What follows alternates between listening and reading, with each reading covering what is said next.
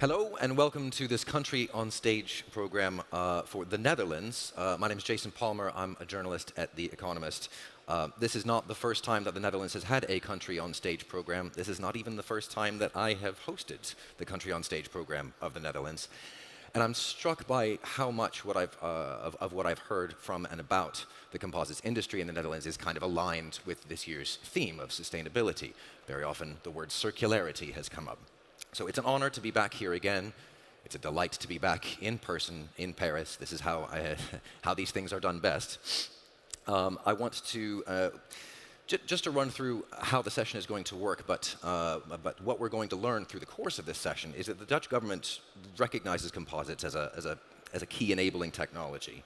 The chemistry, the high-tech systems, the materials sectors in the Netherlands are world-class. There are more than 200 Dutch companies working directly on composites, and we're going to hear about quite a lot of them. So the way the session works is we're going to have quite a lot of people on the stage. More people, in fact, than we have chairs for, so forgive us while we play a game of musical chairs. For each of the first 4 segments, there are going to be a sort of a pair of speakers, a presenter and an interlocutor, if you like. We'll hear a short presentation, we'll see a video, and then they're going to have a chat. In fact, we're all going to have a chat up here. We're going to run through, first we're going to meet CompositesNL, which is the industry body, the industry trade body, and then 3 pairs of presentations on maritime, aerospace, and automotive. Then, things get even more exciting, if you can bear it. We'll have the presentation of the final volume of a landmark series of books on lightweight design, and we're going to get an exciting announcement about which I'm not supposed to reveal too many details, but in truth, I don't know too many details myself about some government support. So, there's a lot to do. We need to get started. I need to call out a great many names so we can fill the stage. We'll meet them all individually as we progress through the program. But for the moment, may I call to the stage Tyra Ahmed, Willem Butker, Laurent Morel, Rudy JURG, Arndt Offringa, Peter Bohr, Charles Seipkes, Jean-Pierre HEIJSTER.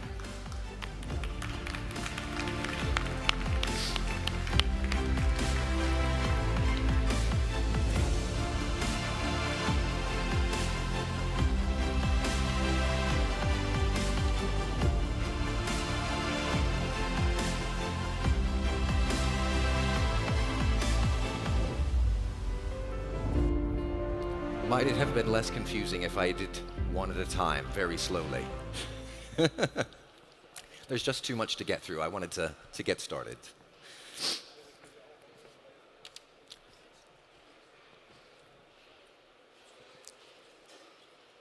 The musical chairs begins.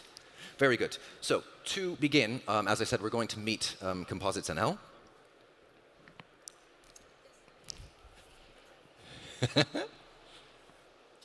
Hold on, 1 second. Right, very good. So, Tyra Ahmed and Willem Butker. Tyra is the chair of the board of CompositesNL, and Willem is the founder and director of innovation at NPSP. Introduce us to CompositesNL. Hello, everyone. Welcome. I'd like to kick off this session just by talking a little bit about composites in the Netherlands, what we do, and how we're able to do it. But first, CompositesNL, it's a trade association of the Netherlands, and what we do is what you would expect from a trade association. We lobby on behalf of our members, we encourage and facilitate networking, and we are also heavily involved in spreading of information and knowledge, and especially spreading spotlight on companies and the developments that are going on within our members. We have over 100 different members doing all kinds of innovative things. And if I want to say a few things about the Netherlands as a whole, it's a very large composite sector for a country of 16 million people. A few facts and figures. We have 120 composite companies and organizations. That translates to about 1,500 employees. and over 150 million euros of revenue per year, of which 90% is export.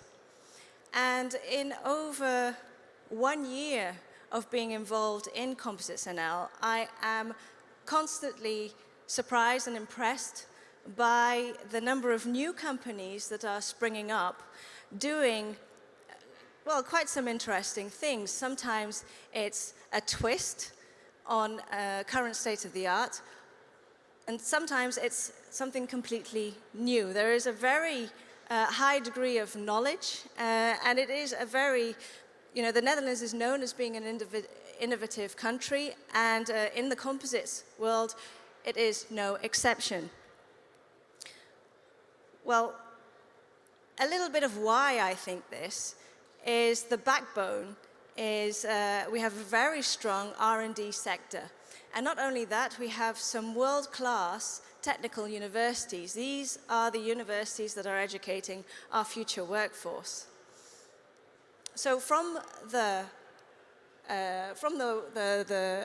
education sector, then we have engineering companies that do some very specialist engineering work. We also have what is actually the largest group in the composites industry, and that is materials and manufacturing.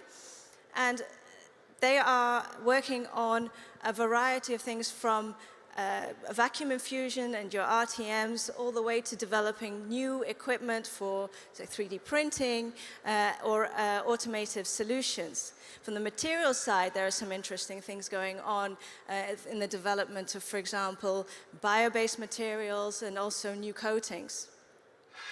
And all of these companies work across a variety of sectors, actually too many to put on this screen. But I think, as with many other countries, the full range of markets are covered in this small country of ours. Aren't we missing something, Tyra? Well, glad that you said that, because what is very exciting at the moment is that we have a small group of companies and institutes that are working on commercializing end-of-life solutions. And as we know, sustainability is a big question. It's becoming increasingly important for our sector. And we have some very exciting things going on in the Netherlands. So, finish with just showing the Dutch flag. I couldn't resist. And a little secret, I am not Dutch. So I'm not being overly patriotic, but I thought it was nice to finish with the three colors, the tricolor of the Dutch flag. And, I'm not Dutch, but I do have a company in the Netherlands. And I want to go back to this word innovation, and why I think innovation is so strong in the Netherlands is due to three, I think, very important factors. One, the Netherlands, it's, as I said, small geographically. It also has a relatively small population, but that means that collaboration is very easy. And there is a strong spirit to collaborate and to develop new ideas. The second is that there is a very small level of hierarchy. Everybody is on first-name basis. And so that makes it easy, regardless of your rank of experience, to share and discuss new ideas. In fact, it is actively encouraged. And the third, it doesn't matter whether you are a startup or you're operating internationally. There is a fantastic support system, both from our R&D institutes, but also especially from our government, to encourage the development of new ideas, but also to encourage business development. So quite a very nice country to do business in and with. Now, I want to bring Willem actually into the discussion, because I mentioned a little bit about this growing number of companies that are working on end-of-life solutions. It's a long road that we have to start on, and just would like to hear your thoughts on where do we start and how do we get to where we need to go? Thank you for giving me the floor. I'm partly also professor in Advanced University of Applied Science, and we do a lot of research on end-of-life solutions for especially biocomposite materials. And it all starts when you design materials, so you have to think of design for disassembly, so how to disassemble the material at the end of the lifetime. So we do a lot of research together also with the companies sitting here on the stage.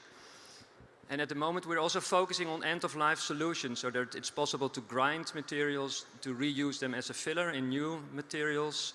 But we're also working on chemicals, sulfolysis, so to dissolve the resin again, and you can reuse the fibers and also reuse the building blocks of the resins.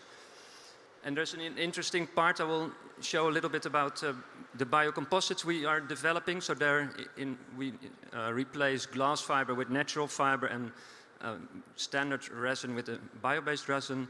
But then you're not in the technical cycle, but in the biological cycle, and it's possible to break down the composite material with fungi, mycelium, so microorganisms that normally eat tropical hardwood can also eat bio-based composite material. So we do research together with University of Utrecht and TU Delft, etc. But I think that's an interesting thing, but that's, as you explained, for the long term. So the coming 10, 20 years we will be working on this topic together with the whole industry to give this beautiful material or a group of materials a very good future. Well, now, Willem, I think it's a nice moment then perhaps to show the video that you have for us, and perhaps you can explain during the video of what it is that you do. Yeah, so is the video on the screen? Oh, yeah. We're a small company from the Netherlands. We're working already 20 years in biocomposite materials. So we had when we started a vision together with some people from Shell Chemicals to go to a fully bio-based future. I think the movie didn't start yet. Oh. Otherwise it gets too boring. We're located in Amsterdam. We're highly educated, so we're roughly 15 people working together with industry, production industry, but also with customers on the market side. We develop new materials, so replacing glass fiber with natural fibers. What you see at the moment is our lab in Amsterdam. And we make some sort of dough, and in the dough there is a fiber, there is a filler, and there is a resin. Here you can see it. And what we now are aiming to do is to replace those standard materials by bio-based and waste-based materials. So the glass fiber is replaced by reed fiber. Reed is incinerated from nature reserves in the Netherlands, so it's CO2 exhaust, but by introducing it in the material, you store, in fact, CO2 in your composite material. Then for the filler, it's normally calcium carbonate, but we use a waste, and it's calcium carbonate from the drinking water companies. So we have hard water in the Netherlands and in Germany, and drinking waters take that out, and we use that, grind it together with resins. And there's a lot going on bio-based resin development. You can see it also here on the market. And that's really the topic for the future, to go to bio-based resins. So you can work with seeds of plants, but also with bacteria. We're doing in the lab now fully 100% on sewer-based composite materials with good mechanical properties. Not as good as we hope, so we have to do some R&D, but I think it's an interesting way to go on. You can press the plates in a few minutes. That's just like the standard way of producing them. And then we can make traffic signs. That will be the rest of the movie. But this is bio-based, but it's not circular. So what we do now at the moment is also looking at end-of-life possibilities. So we can grind this material and replace the filler with the grinded material. And what I was telling, in the future we want to, and we were doing the research now with mycelium, so the fungi, it's like a mushroom eating the material, and there are some interesting research going on in the world to beat the strong adhesion between the fiber and the resin, and to break down the material at the end of the lifetime.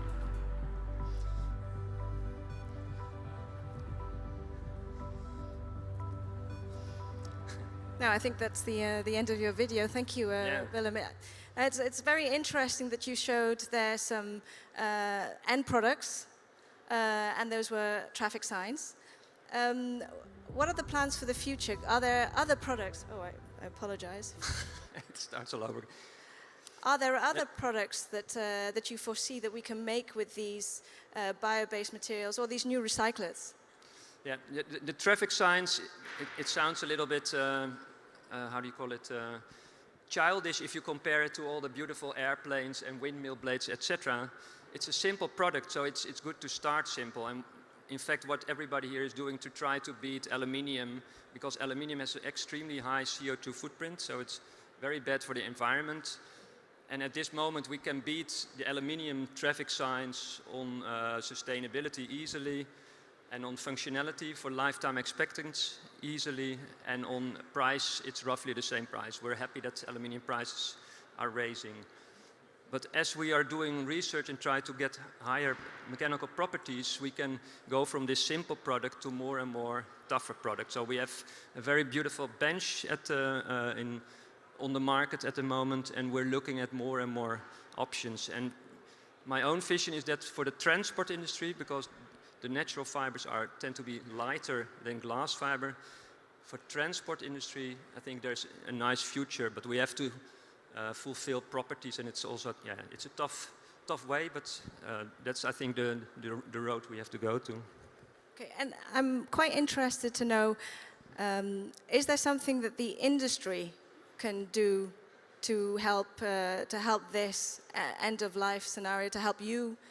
Yeah, end of life and also beginning of life. So because we are small, we work together with production companies and we work together with the market.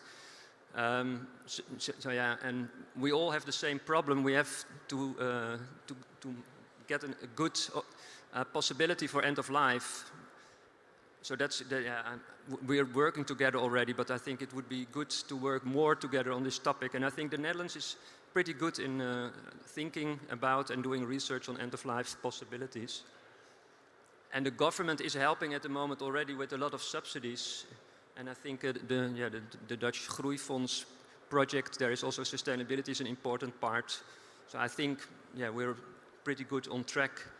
One thing, what would be good is that the government take their role also as a buyer of sustainable materials. And that's already a vision of the government for a long time, and it's stuck because of practical problems all the time. But that would be great if we really can have a little market to start with and to learn also from entering with these new materials that are sustainable on the market. So a little bit more support from the government, and I hear you calling out to if anybody is interested in this product or in developing this product further, working together, then of course you could take up contact with Willem after this session. Very welcome to do so. Now I think with the time that we have left, it's a good moment to wrap it up. And Jason, I give the floor again to you. I fear that we might run out of time at the end, so just for the sake of asking, is there anyone who has a pressing question in the audience at this stage? Or in fact, is there anyone on the stage who wants to comment on what we've heard, the sort of making the general case? No? Everyone very shy this morning? We're going to have to get past that shyness before this is over. Right, Tyra, Willem, thank you very much. Let us start the game again on musical chairs. But for the moment, can we thank Tyra and Willem?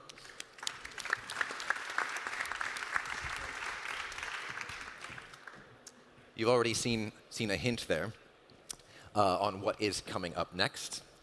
We're going to hear about the maritime industry in the Netherlands, and we're going to hear from Laurent Morel, Manager of Operations at Infracore, and is also a board member at CompositesNL, and from Rudy JURG, Sales Manager at Rondal, which sells sailing components. Gentlemen?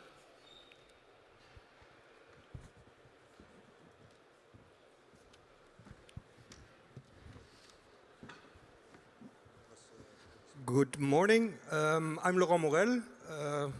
Rudy? Good morning, I'm Rudy JURG, Sales Manager at Rondal. Let me see. Yes. So we will present the maritime platform. Rudy is representing, I would say, the leisure part of the maritime sector, and I'm more in the workboats, heavy-duty shipping applications.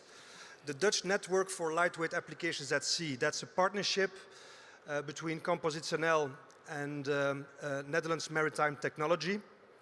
So Netherlands Maritime Technology is representing all the maritime players. CompositesNL, obviously the Dutch Composite Association. And we also have a partnership with the European Network for Lightweight Applications at Sea, which is called ELAS.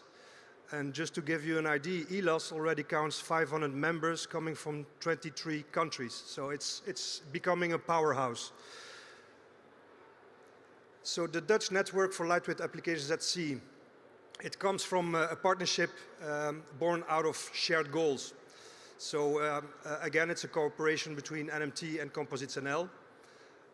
To make things clear, 40% of CompositesNL members are active players in the maritime and offshore fields. So as you might know, the Netherlands is quite a shipbuilding nation. And the Dutch shipbuilding innovation is well known. So think of mega yachts. They are really the top players in the world. The ambition of this cooperation between CompositesNL and NMT is a bold one, but it's a realistic one. So we want to deliver the first SOLAS-approved composite ship in the world. So SOLAS is an ocean-going ship. So the first ocean-going ship made out of composites will be, let's be bold today, will be a Dutch one. This cooperation is based on cooperation and knowledge sharing. And we want to play a very proactive role, advisory role, towards the rule makers, and I would say especially the Dutch flag state. And lobby. That's what we all have to do here together so that we make things happen. Just to give you a small impression of how it works in practice, you have projects which are being run, and they are disseminated to the members of both Netherlands Maritime Technology and CompositesNL. So we share knowledge amongst each other, and we pass it through to all the instances, whether it's International Maritime Organization, the Dutch flag state, the rules and regulatory bodies, and so forth. So we want to have everybody informed and involved. This is a very important step. The Dutch government has released a maritime master plan, which again is very ambitious because by 2030, 30 Dutch ships should be delivered fully emission-free. And again, to highlight the Dutch nation, 680,000 jobs are involved, with an annual turnover of 72 billion euros a year. And this Green Deal for shipping, inland shipping, sea shipping and ports is active since 2019. You see some financial figures there, which are means that are made available to make this ambitious goal achievable. So again, 30 emission-free ships by 2030. So that's tomorrow. And how will these goals be achieved? You see some topics like alternative fuels and smart and digital shipping, but nowhere specifically named alternative construction materials. But in my humble opinion, there's no magic solution to meet these emission-free shipping goals. You should use all possible means available, and one of them is definitely composites. Both for weight reduction, efficiency gains, modular shipping design and production, and so forth. We could spend days talking about the possibilities with composites in that sense. 15 minutes. You've only Yes, thank you. And just to show you some of the players in the Dutch market, this is Wabo delivering ships, doors, hatches, and so forth. You have Wabo again delivering composite superstructures for yachts. You have Rondal, which is a company Rudy is working on, delivering the world's largest composite rudders and very high-end niche applications in the leisure market. Damen delivering water buses. You have here Infracore company who delivered or actually gained approval in principle on the world's largest composite rudder flap in the world for the largest container ships. Curveworks, which offers a solution for toolless manufacturing of large composite structures. Solico engineering company. This is a composite rudder, a composite propeller for HINTE, so they have been sailing for years. Netcam, active in the molds, and they made a shift from thermoset to thermoplastic so they could be recyclable and more environment friendly. This is an amazing new company.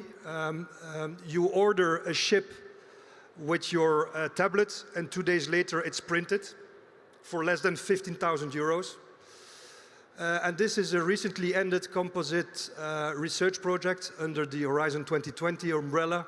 And one of the things that was done there is a full 85-meter offshore patrol vessel, which was tested, produced, and validated, ready for approval in principle by classification societies. And if I'm not mistaken, there's a movie just showing briefly some of the highlights of that project.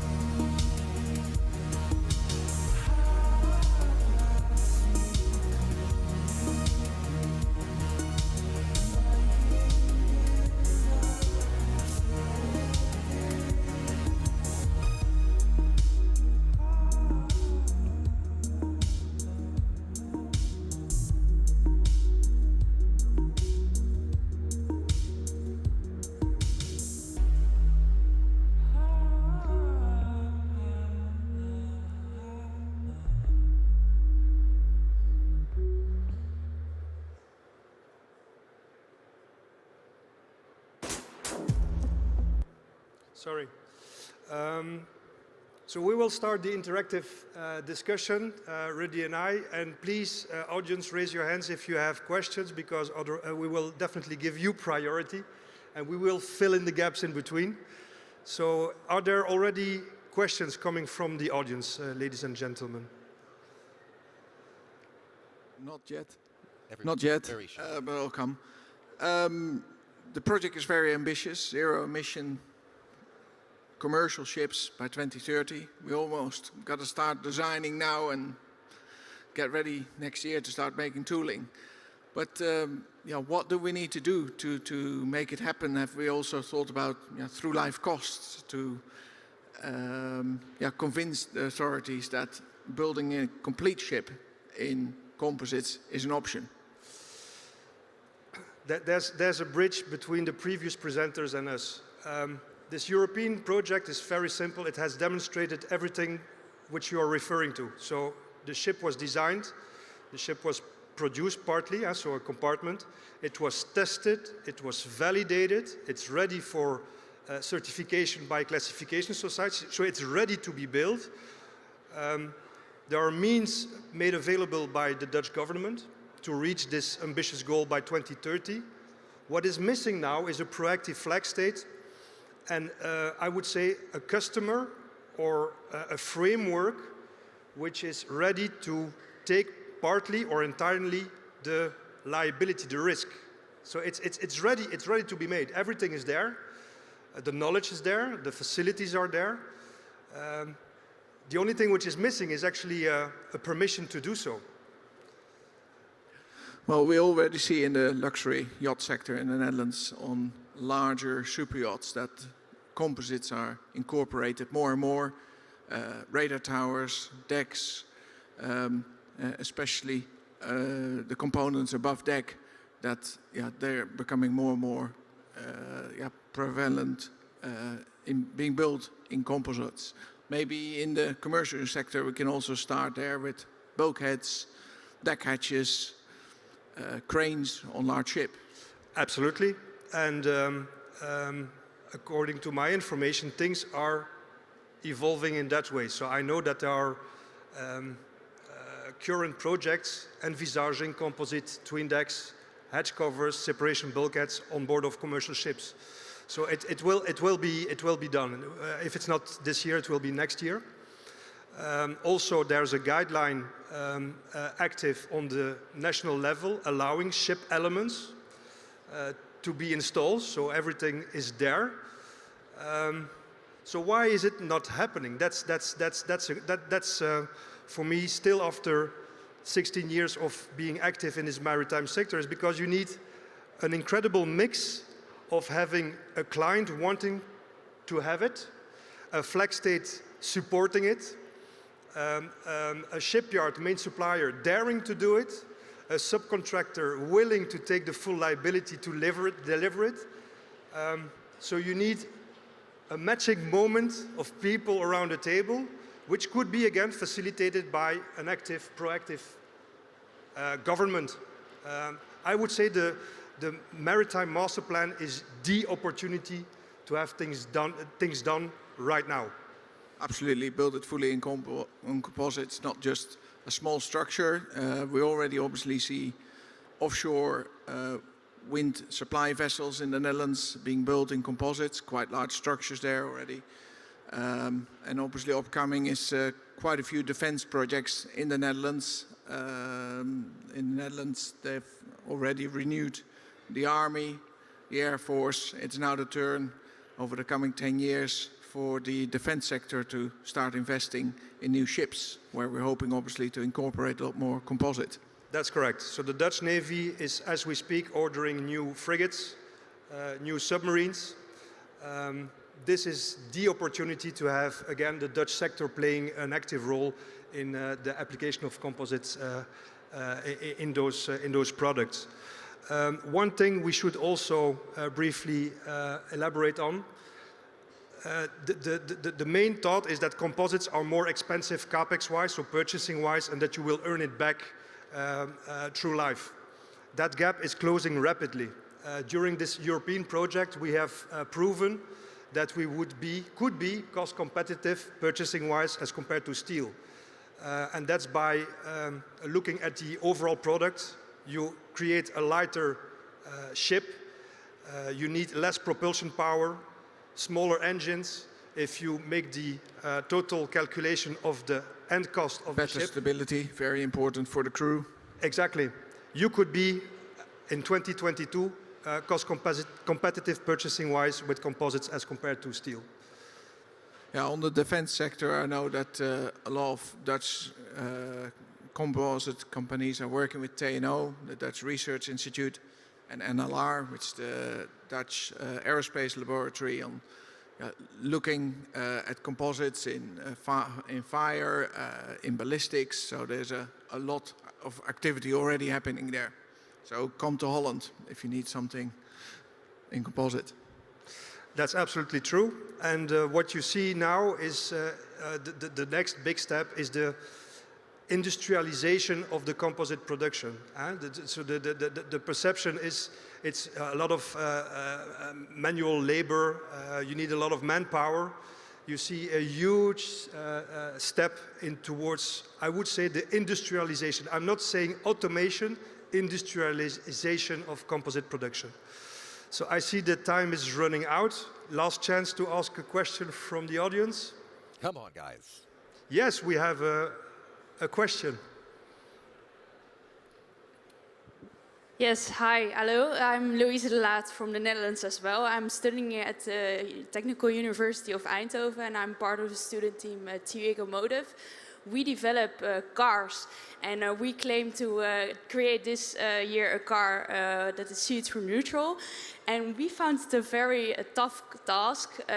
So yeah, I'm very happy and pleased to see that your target is to be zero emission in 2030. But I really would like to know more about how are you going to reach this target and how are you going to calculate it within your target. You have companies specialized in calculation, so the life cycle cost assessment, the emission, that can all be calculated. There are companies professionally active in that field. I could give you the information of those players. Again, as the previous presenter said, there are material choices to be made.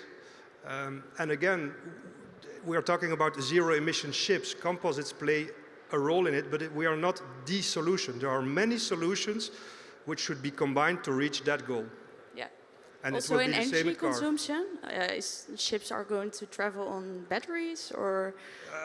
Well, there's a lot of research going on in wind propulsion for commercial ships. I don't think there's a day you can open LinkedIn and there's another idea out there. There's some very active players. We as a company are also looking at wind as a way of propulsing motor yachts. So as an assistance to reduce fuel consumption. And in the luxury sector in which I work, owners are becoming very aware of the carbon footprint. So yeah, they absolutely, hydrogen propulsion, lighter structures very much comes into play. But also at the build process that we use biocomposites or bio resins or even going back to tooling to reduce our tooling costs by working with companies like Curveworks. Okay, great. Thank you very much. Thank you. Good. At last, a question from the audience. Think of some more. Laurent, Rudy, thank you very much indeed. Thank you. I hope that we'll be able to save some time for more questions before we sort of dismiss all of our speakers off the stage. But for the moment, we're going to sort of continue to progress sector by sector and move on to the aviation and aerospace industries. And for that, we're going to hear from Arndt Offringa, Director of the Global Tech Center Netherlands at GKN Aerospace, and Peter Boer, Head of New Technology at Collins Aerospace. Gentlemen. Thank you.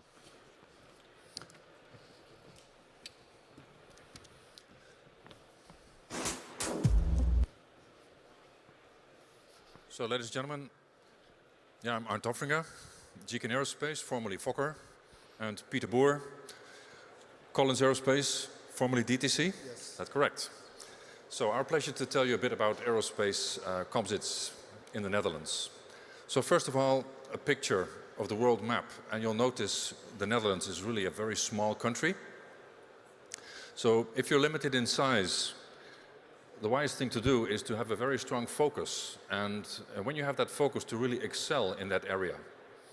And I have some examples which you'll probably recognize that we are quite famous for, where this focus has helped.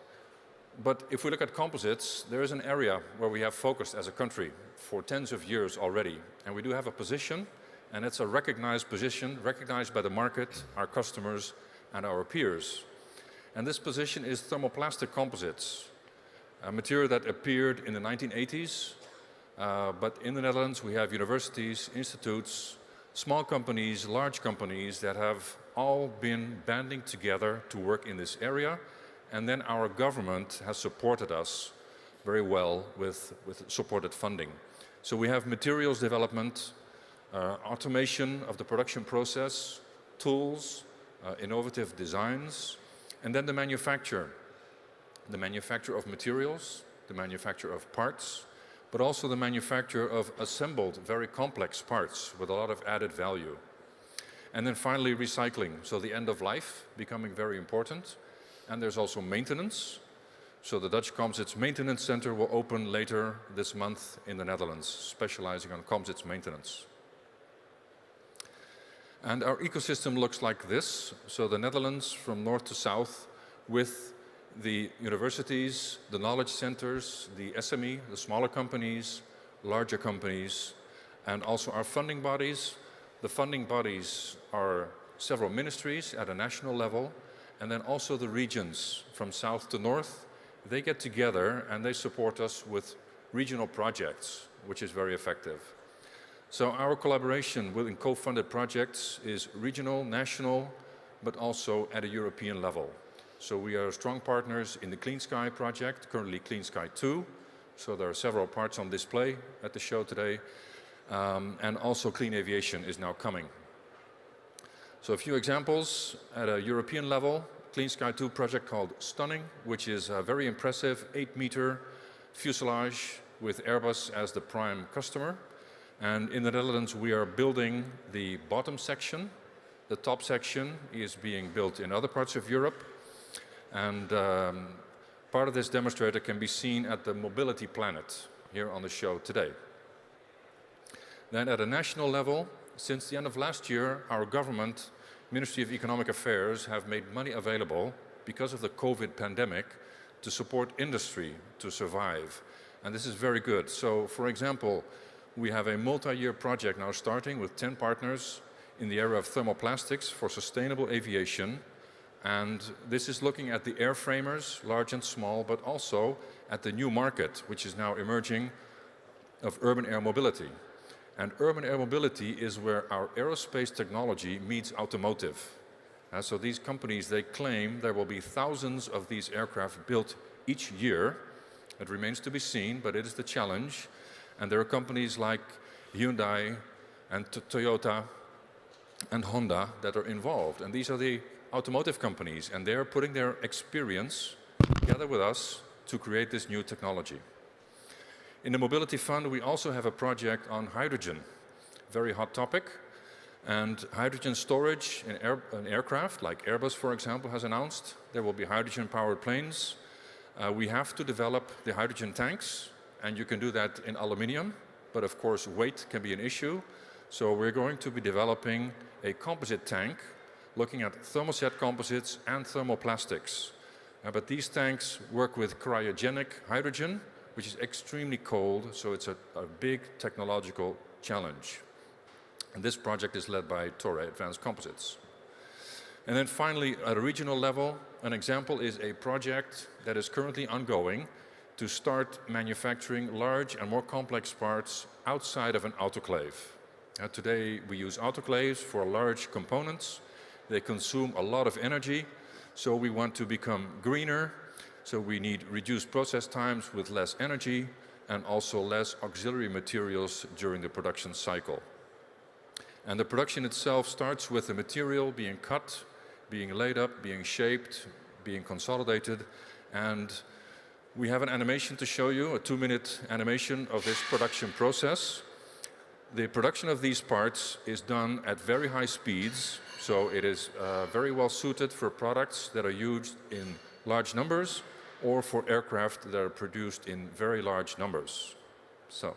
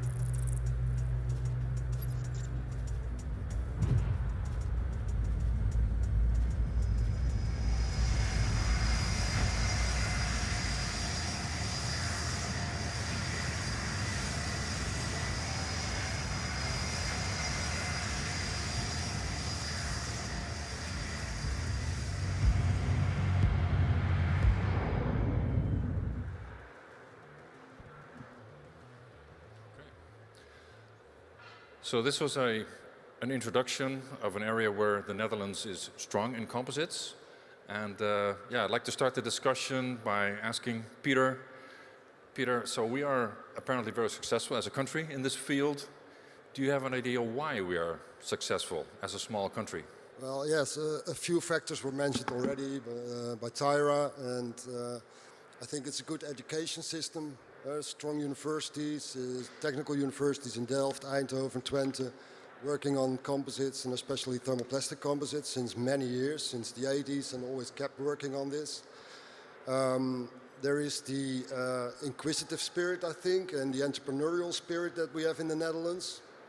What was also mentioned is a very low level of hierarchy, or maybe even sometimes anti-authoritarian kind of spirit. So if somebody says no, Dutch people say, well, maybe yes, and let's prove it can be done. So we don't take no for an answer. And then, yeah, especially I think this continuous level that we have put in the research and keep working on it. And you are one of the best examples, maybe. You've been working with thermoplastic composites for like 30 years or maybe even more. I myself for about 25 years. And a lot of companies in the 80s and 90s were working on thermoplastic composites, but got out again because it didn't grow fast enough. And in the Netherlands, a lot of companies kept working on it. So Toray, on the materials side, was the real pioneer in thermoplastic composites for aerospace. GK and Fokker is a real pioneer on getting these structures first on secondary parts and then also on primary flying structures. DTC, what we have been doing was also thermoplastic parts, and we were the first ones to work with Boeing and in the 90s. And it's also growing, and we are on Airbus and Boeing planes. There are companies like Airborne working on the automation, and I'm probably forgetting a few now.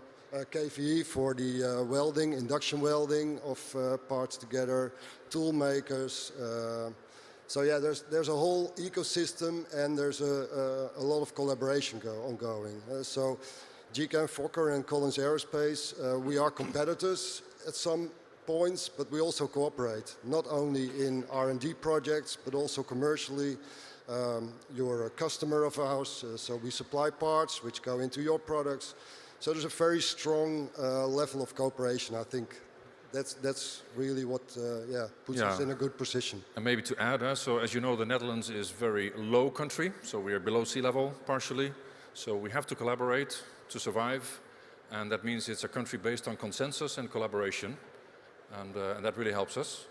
And then also not to forget our government. Our government has supported us for many, many years, for tens of years, and that's important to have a continuous collaboration and support. Yeah, absolutely. So, absolutely. Yeah. Okay. Yes.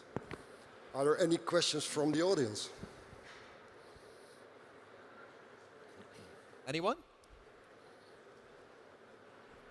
For my part, I'm just curious as to why we've heard a lot of reasons why the Dutch composites industry is so successful in a general sense. I'm interested to hear that insistence is one of them. Won't take no for an answer. That certainly seems to work well. Why so specifically successful do you think in aviation aerospace? Well, so maybe not so much aviation, but we are successful in a new area of technology, which is this thermoplastic composites. This emerged in the late 1980s. And I guess it was our inquisitive spirit that led us to try this new road. And even when we had a downturn in the industry in the 1990s, in an economic crisis, we kept investing. And when the crisis was over, we were able to grow as a group. So, yes. Fair enough. Anyone from the panel who wants to dig into this further? Haven't got you guys to speak much. Come on. Let's pick this apart. Show us some Dutch insistence. No? Right, one last call from the audience then. Anyone have any questions further? Yes. One moment while the mic comes to you. Good morning. Dave Vankovich from Northrop Grumman. I've recently seen some work done out of a research institution out of Germany specializing in aerospace structures. And they have some pretty impressive examples using resistance welding of thermoplastics to create structural composites. What are your thoughts on their process, and do you have any thoughts on the process, and how does it compete with maybe your induction welding techniques or your resistance welding techniques? Thank you for the question. And so, I think Arndt is one of the specialists in welding of composites. So there are different welding techniques like ultrasonic, resistance, induction, conduction, and actually we have used resistance welding for many years in series production with success. So I think it's a fantastic technique. It's excellent. But it's one of the technologies. So I guess depending on the product and its requirements, you choose the best welding technology, and resistance is one of them. It's excellent. So we're not confined to one technique, basically. And the work being done is excellent. I concur. Thank you. Yep. Please. So I have a question. Arndt, in your video, Yes. come over here, you showed very quickly that there were some trimming waste that was going to be then further used in other, I guess, processes. Could you maybe elaborate on how that works and what that is? Yeah, that's a good question, Tahira. So one of the ways to do it is to regrind this waste into small pieces, to mix it partially with some virgin polymer, and then to stamp form, to compression mold new parts. And these parts will have reduced properties, but they will be new products. So then we have zero material waste, basically. And do you have to plan that in your engineering phase, that there will be this excess so that you can have enough to make a new part with it? Yes. So you think already in advance? Yes, that's correct. Yeah. And at the show, I've seen an example also of a company making bicycle rims, and the waste from the production of the bicycle rims is used to make the spanners for you to fix your tire. So that's an excellent example. But for us, for example, access hatches, doors can be manufactured from the waste of the manufacture of the larger components. Yes. Interesting, thank you. And it's one of the big advantages of thermoplastic composites, really. It's something we've been saying for like 25 years, but it was always a bit like a gimmick. Yeah, it can be recycled. But since a couple of years, it's really a real topic where everybody's working on, and everyone in the composites industry is thinking about sustainability, working on solutions. Yeah, and we with thermoplastic composites have a big advantage there because it can be reused, it can be reheated and reprocessed. So. Right. Afraid we're out of time, but Arndt, Peter, thank you very much indeed. Right, musical chairs, microphones, very good. Okay, moving on, sector by sector as promised, moving on now to automotive. And for that we're going to hear from Chard Seipkes and Jean-Pierre HEIJSTER. Chard is the Chief Technology Officer of Ebusco, which was a JEC Innovation Award winner in 2021, I should note. As Jean-Pierre, Program Manager at RAI. Aha, the clicker. I knew I would forget something. Thank you. Gentlemen. Thank you very much. My name is Jean-Pierre HEIJSTER. I'm Program Manager at the Royal Dutch RAI Association. We are a cluster organization for the Dutch automotive industry. We have an industry of approximately 25 billion euros of turnover, 55,000 people direct employee, and composites material is a really important construction material for the automotive industry to get on the CO2 demands we have in the future, in the near future. And Ebusco is one of our members, and they have a great example of using composite material in their construction. And Chad will give you an impressive presentation about this material using in one of the most impressive mobility devices I have seen the last years. Chad, sure. Okay, Jean-Pierre, thank you very much. My name is Chad Seipkes. I'm CTO of Ebusco, and I will take you along a little ride of the design of our ultralight bus.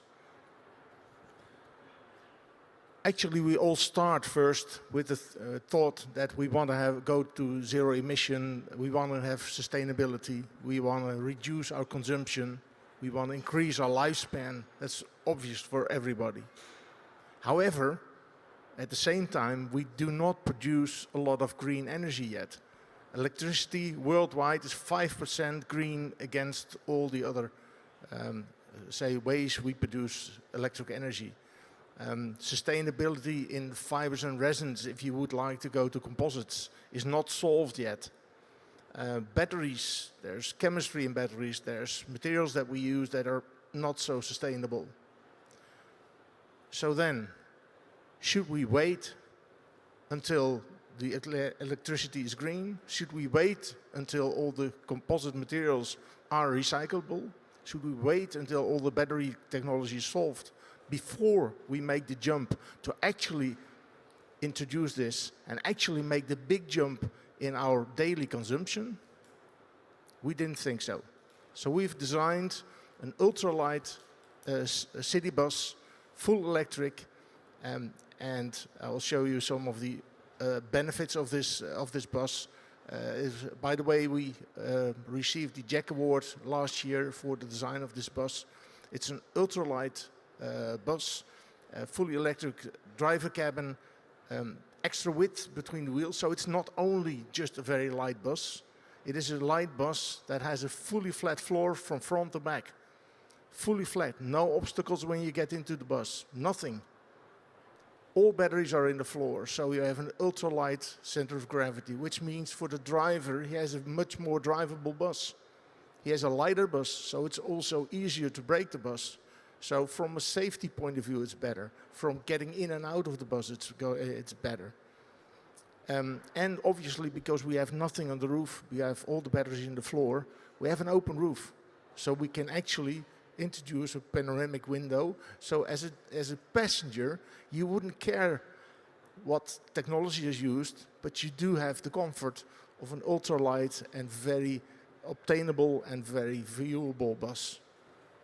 So this is how we actually designed the bus, not for ourselves to make the most money, but to actually make sure that the passenger has maximum comfort, the driver has maximum safety, and the operator has the lowest cost of operation.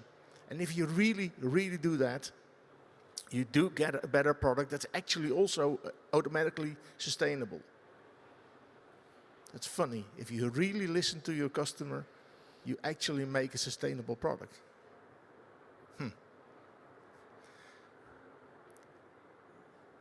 I'll give you just a few slides on our composite technology. Yes, we use a lot of composite technology. Yes, we use a lot of also what Arndt is doing of the aerospace technology. So there's a lot of cooperation in the Netherlands, and there's a lot of knowledge transfer between the different automotive, aerospace, maritime, to make sure that we all use whatever technology is generated in different markets. We're not competing in those markets, so who cares? Battery technology, we have made the choice not to use cobalt-containing batteries. So to make sure at least that although batteries are still not the most sustainable product in itself, we have to make the choice to not use certain elements in our batteries. Therefore, we sacrifice a little bit of that weight that we gain. However, this makes us as sustainable as possible. And it's not only about the product itself, it's also about the operation of the product. So our buses are online for 24 hours a day with all their data. Every data point that is transferred through the bus in the digital system is online achievable. Therefore, we can see what's happening with our buses. We can plan scheduled maintenance, but we can also support our operators in the optimal routing and the optimal way they operate the bus. Therefore, also again, saving additional energy, making more range, and therefore reducing cost. And obviously, a full design process, production process in-house, in this case, in the Netherlands, where we build our bus completely. So both the composite parts and the full integration of the bus. And we've built it such that we we can build any variant of our bus on the same production line, fully integrated, and the next steps in this new process that we're setting up at this moment are also to as an aim to be zero emission eventually and reduce waste.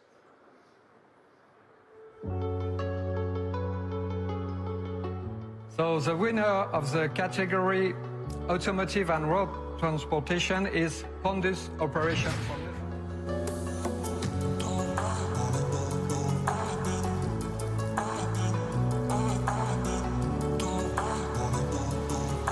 De winnaar van de Automotive Innovation Award in de categorie Technology is Ebusco 3.0.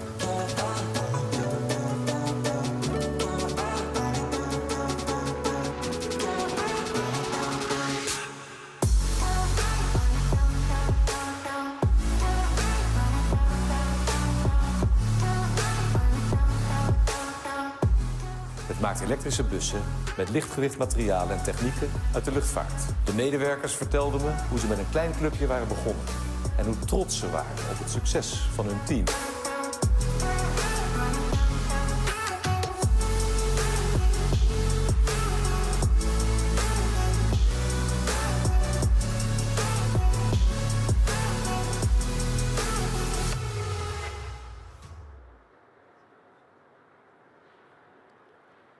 Zero emission is a choice, nothing else. Thank you.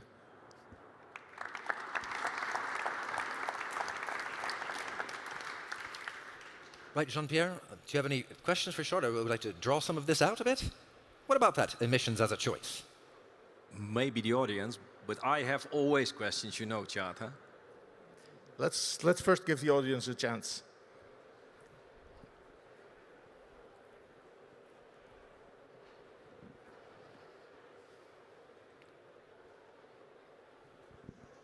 What is your biggest challenge engineering-wise to build such buses to go on also for other products?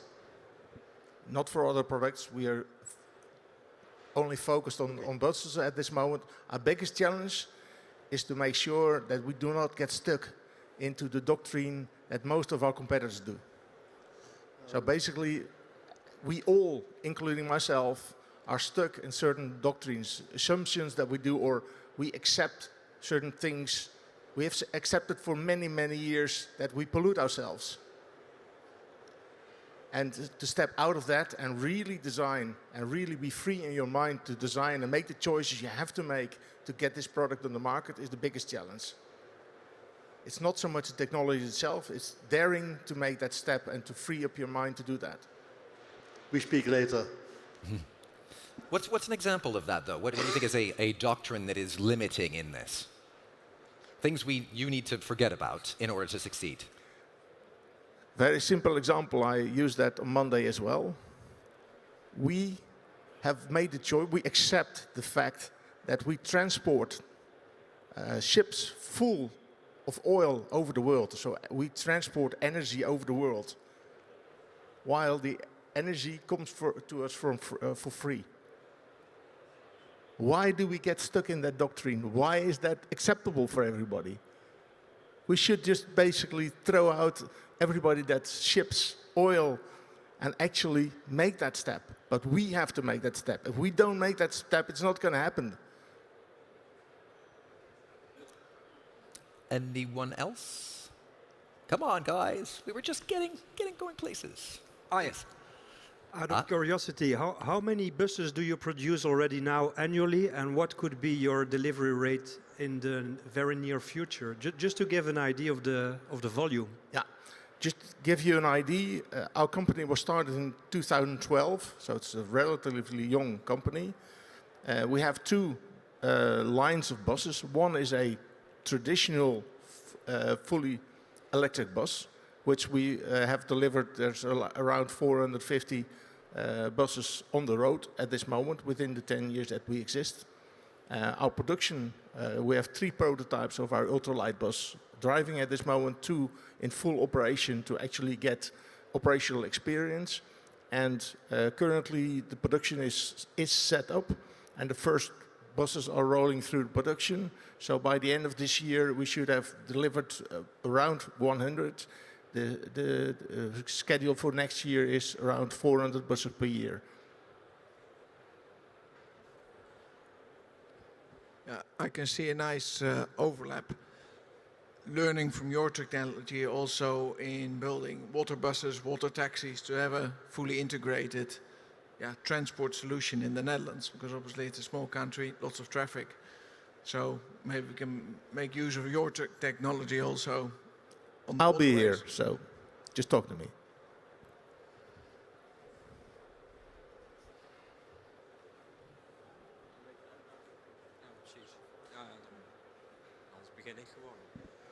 Thank you.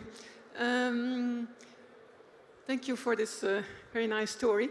We have in the Netherlands also this great young company, Lightyear, that makes very, very light cars, but fully solar.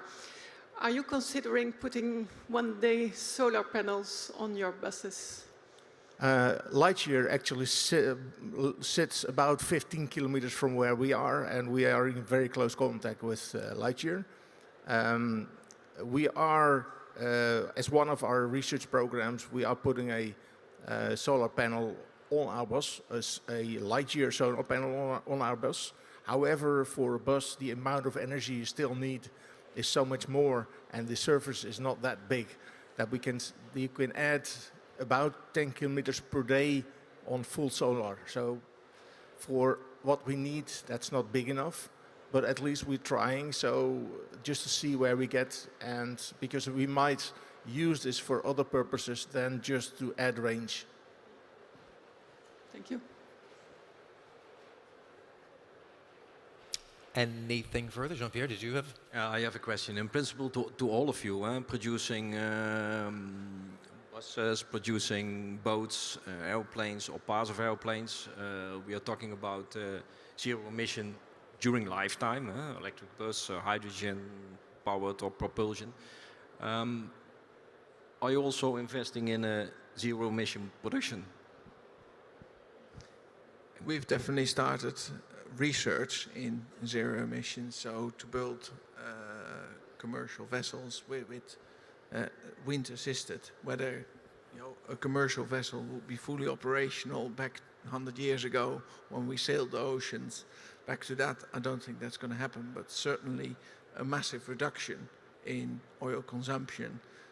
All the major shipping companies are now all looking at that area of adding wind propulsion to their vessels. So it's definitely very active, but also in the leisure industry. The motor yachts I was earlier talking about, how can we add wind assistance to that? So it's definitely for our company something we're focused on. Okay. And also already built prototypes. Yes, and for aerospace it's the same. So we have targets, strict targets to reduce our emissions in production. And for example, going away from an autoclave instrument to other technologies helps very much. Yep. Okay. Yeah, and Ebusco has a roadmap to go to net zero energy, reduce waste, use the right materials, full sustainable materials. That's under development at this moment. It will take a few years to get there, but that roadmap is there. But that doesn't stop us from making the jump now. Understand. Thank you. Right, if that's it, we should probably move on.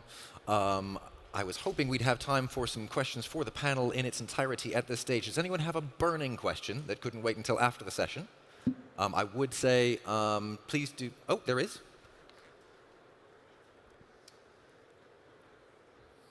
Sorry, I can't see quite that far back. Yeah, good day. This is Marty Knecht of DCMC. Thank you for your good presentation on the products you're making. I'm more or less representing a part of the MRO world, and we see a lot of products coming in composites. But currently, MRO is struggling with doing business or maintenance on those products because those products will be in the field for a very long time. Some aerospace products will be there for decades. How is the industry dealing with that? Is there a link?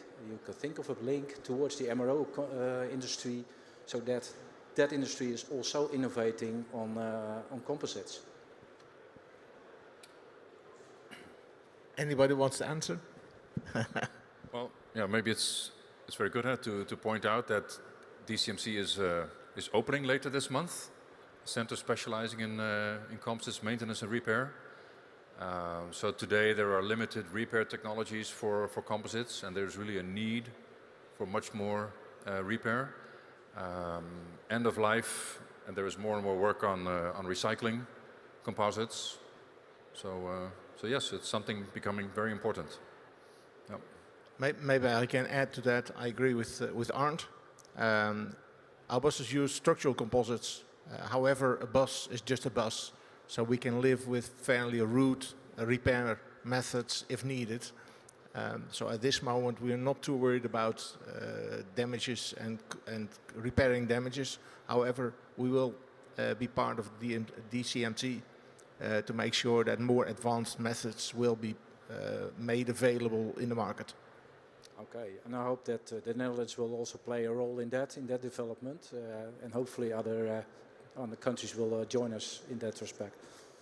Thank you. Thank you. Right, one more time, thanks for all of our speakers. If you guys could make your way off the stage, please. Again, the game of musical chairs. But for now, thank you all very much.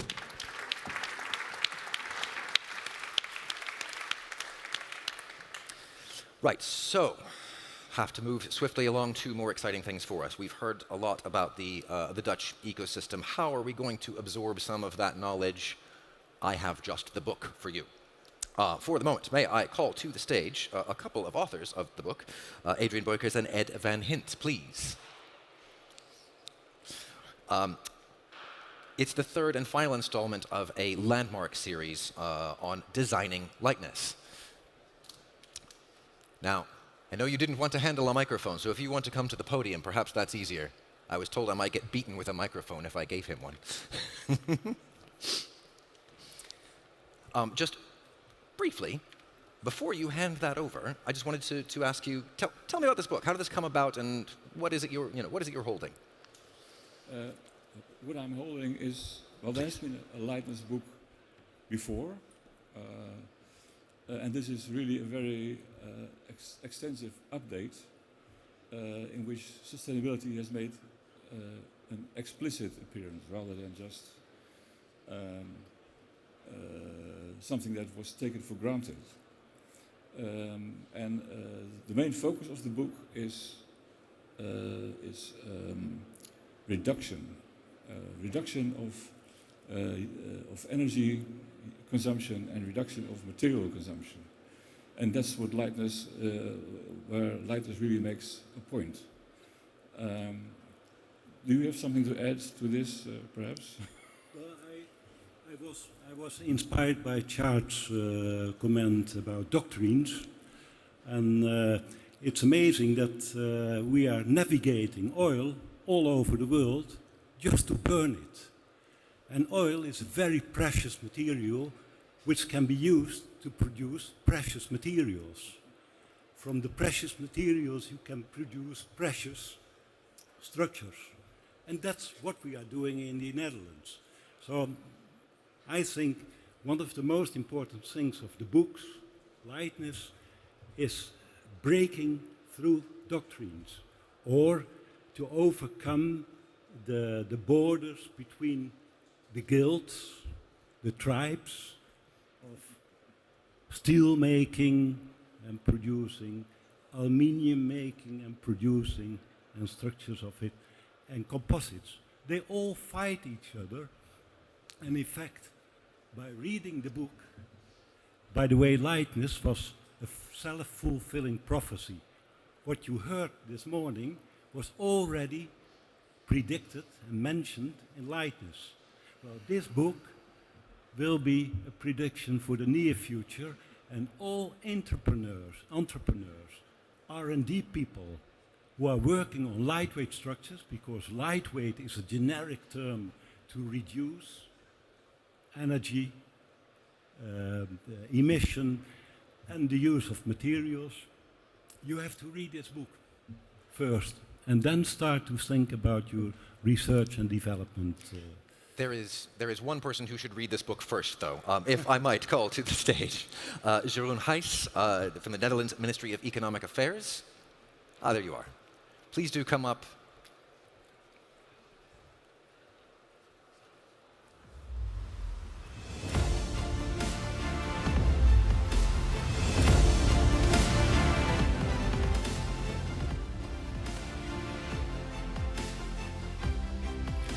Right. First reader, do pass it on.